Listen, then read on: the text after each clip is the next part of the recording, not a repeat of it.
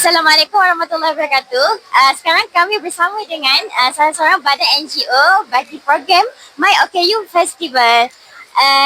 Jadi ini adalah Encik Saiful. Apa khabar Encik Saiful? Baik, semua okey. Semua okey. Okey. Kehujanan ni. Ya, sangat kehujanan sekarang. Jadi Encik Saiful, soalan kami adalah apakah tujuan utama program My OKU? Okey, program ini My OKU Festival dihasilkan atas inisiatif keusahawanan sosial ataupun difahamkan as social enterprise. Okey, dalam keusahawanan sosial di mana misi kami adalah menampilkan koleksi hasil karya, hasil seni, hasil apa saja usahawan yang mendapat status OKU untuk dibangunkan dan digerakkan dalam pelbagai acara dan program. Dan melalui My OKU Festival, yang ini adalah kali pertama yang dikumpulkan dan majlis pada Selangor dan juga ada juga terlibat dalam beberapa negeri di mana kita mengumpulkan lebih kurang 33 usahawan dan juga beberapa rakan strategik. Okay, the idea dia adalah bila My OKU Festival diwujudkan, kita akan menjemput pelbagai komuniti punya penglibatan.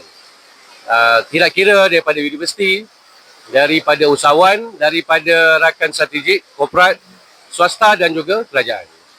Jadi misi sosial dia adalah bagaimana kita meng-highlightkan usahawan-usahawan ni berada bersama dengan produk-produk yang sebenarnya lebih kurang sama kepada mereka yang biasa.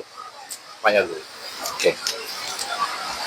Jadi kami teruskan kepada soalan seterusnya, boleh Encik? Jadi macam kalau macam tu banyak ya program My OKU ini sangat berimpak lah kan. Jadi aktiviti atau program utama yang dijalankan oleh My OKU ni apa ya? Okey, tujuan utama My OKU adalah mereka di bawah koperasi My OKU Selangor. Bila koperasi My OKU Selangor, di bawah mereka adalah usahawan melayakkan menjadi status koperasi.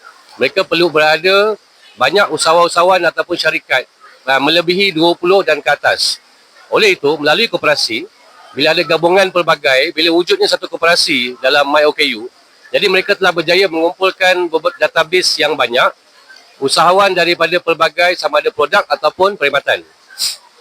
Dan juga ini ruang dan platform yang digunakan oleh My OKU Selangor untuk membawa peniaga-peniaga yang ada, bukan hanya setakat bergerak seorang diri, tapi melalui platform koperasi, mereka akan digabungkan dan dibawa dalam pelbagai program, tidak kira hanya di Selangor saja, mungkin juga di beberapa negeri-negeri yang lain pada akan datang.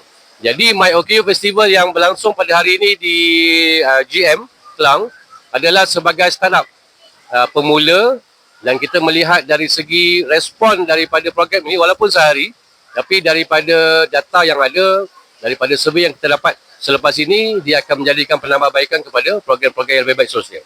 Jadi untuk kenapa koperasi ini berada, peranan koperasi itu sendiri adalah mengumpulkan banyak lagi usahawan-usahawan OKU akan tampil dan bersama-sama koperasi My OKU Selangor untuk bergerak dalam berbagai acara.